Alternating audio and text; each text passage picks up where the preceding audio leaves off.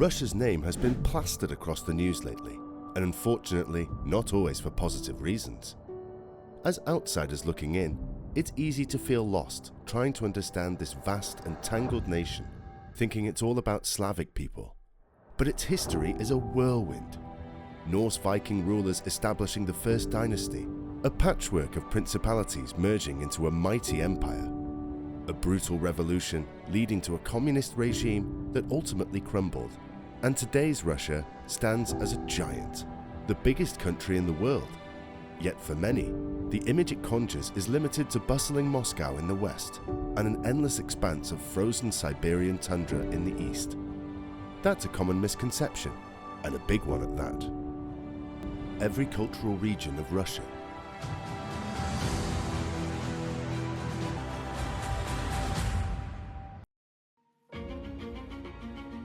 First, we need to wrap our heads around just how big Russia is. It's a giant puzzle. Honestly, Russia is way bigger than any puzzle piece you've ever seen. Well, you'll see how. It stretches across a whopping 17.1 million square kilometers. Now that's a lot of land. Because it's so vast, Russia shares borders with a bunch of different countries. In fact, some of these neighboring countries' capitals are actually closer to certain parts of Russia than they are to their own capital, Moscow. This is a clue to the incredible variety that exists across Russia's regions. From Eastern Europe to the Caucasus Mountains, Central Asia to the Pacific Ocean, Russia's a player on the world stage in many different areas. And let's not forget the vast and fascinating regions of Siberia in the northeast. To understand this incredible country better, we need to break it down a bit. Since Russia is so enormous and the regions are so different, you must know that the country is divided into 85 federal subjects and is grouped into 8 federal districts with a total population of 143.4 million people. Now, let's zoom in on the heart of Russia's population, Western Russia, also known as Central Russia or European Russia. This is where we find our first major cultural divide. Central Russia can be roughly split into northern and southern areas. The northern lands, sometimes called Greater Moscow or Moscovia, are a bustling hub of activity.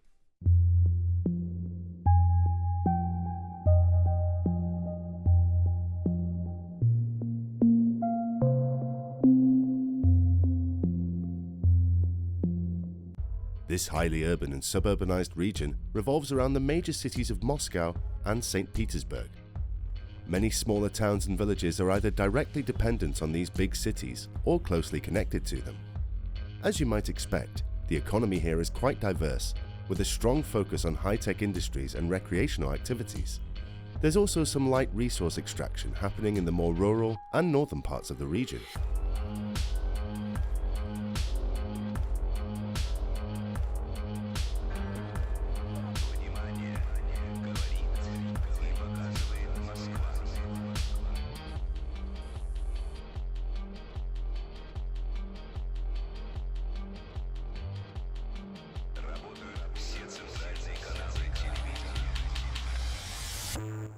Geographically, Greater Moscow is relatively flat with a semi-coastal culture. This is influenced by its proximity to the Baltic Sea and the many lakes and rivers that dot the landscape. Interestingly, this region is also one of the most socially liberal in Russia. Compared to other parts of the country, it receives a higher level of Western influence, both through tourism and foreign businesses. This might be why there's relatively low support for the current ruling party, United Russia, compared to other areas, while also demonstrating itself as a strong base of support for the Social Democratic Just Russia Party and the Social Liberal U Party.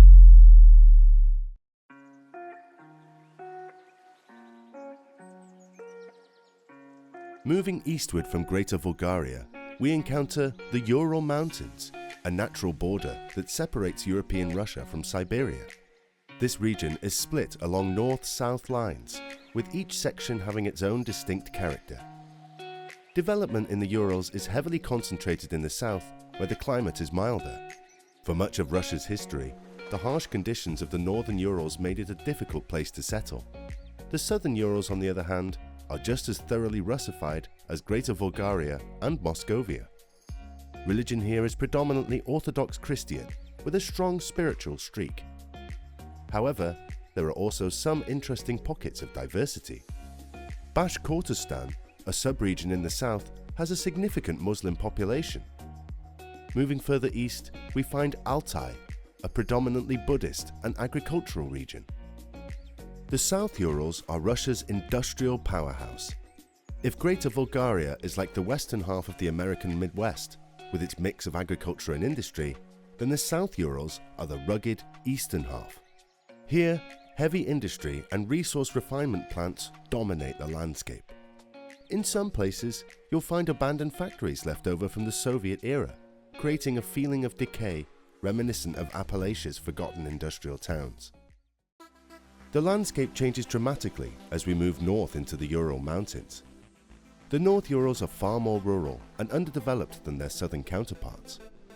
The climate here is harsh and unforgiving, a blend of boreal forests, towering mountains, and barren tundras.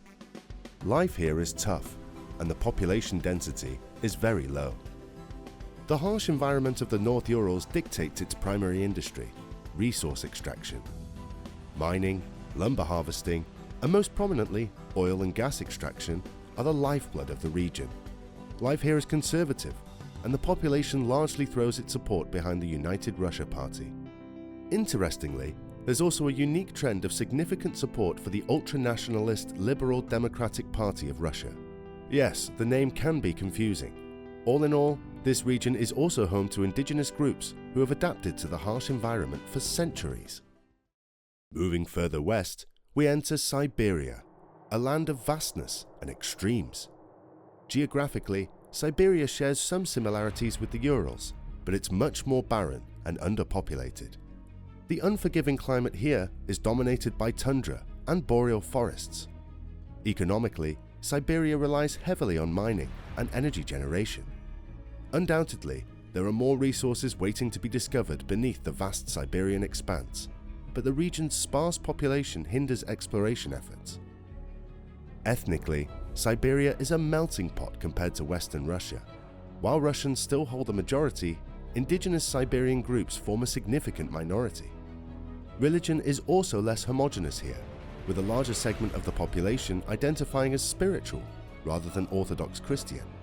Politically, there's less support for the United Russia Party compared to Western regions. The Liberal Democratic Party and the Communist Party find more fertile ground here. Within Siberia itself lies a fascinating sub-region called Tuva. This area, encompassing the territory of the Republic of Tuva, is predominantly Turkic and Buddhist. Now let's turn our attention to Yakutia, another fascinating region within Siberia. We mentioned Yakutia briefly as a sub-region of Siberia, but it deserves a closer look. Some might consider Yakutia a part of Siberia, while others see it as a distinct entity. Either way, it's a vast region with a unique character. The most striking feature of Yakutia is its ethnicity. Unlike Western Russia, Yakutia is not dominated by Russians. Here, the Yakut people, a Turkic ethnic group, make up the slight majority. Finally, we reach the coastal lands of the Russian Far East. This region, with its higher level of urbanization and milder climate, could be called East Moscovia due to the larger presence of ethnic Russians compared to its surroundings. This area is also more secular than Western Russia, and it boasts the most political diversity of any region we've encountered so far. Just about every political party we've mentioned has some level of support here, although United Russia remains the dominant force. Within East Moscovia, we can find a fascinating sub-region, the island of Sakhalin. Located north of Japan, Sakhalin has a mix of ethnic Russians and indigenous peoples. This island territory is Russia's resource extraction due to its rich oil and gas reserves. The higher level of urbanization and presence of ethnic Russians or Sakhalin make it a good fit within the broader East Moscovia region. But the culture and economy of the Far East are heavily influenced by its proximity to East Asian countries. This, combined with the region's status as Russia's most maritime and coastal area, has led to an economy focused on trade, transportation, and fishing. We gain a clearer picture of the country's regional distinctions and how they interact. However, it's important to note that Kaliningrad, a Russian exclave on the Baltic Sea, also plays a unique role in the country's geography and politics. It's fascinating to see how specialization has taken root across Russia. The first 4 regions we explored essentially form a self-sustaining engine that keeps the country moving and allows for a great degree of self-sufficiency. Greater Bulgaria is a prime example of this specialization. This region is a microcosm, producing a good deal of just about everything it needs. Most importantly, the food that feeds the nation. It's no surprise that Greater Bulgaria holds great influence on the national level. The Far East presents another intriguing case. So far removed from the major population centers in the West, it serves as an essential outpost of Russian culture in the eastern reaches of the country. This distance is already leading to a divergence, and the Far East will likely develop a more distinct cultural identity in the coming decades.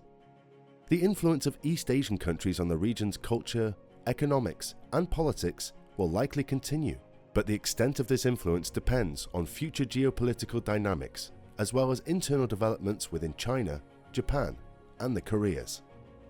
So, what do you think? Is this breakdown of Russia's regions helpful? Are there any changes you'd suggest? Let us know your thoughts in the comments below.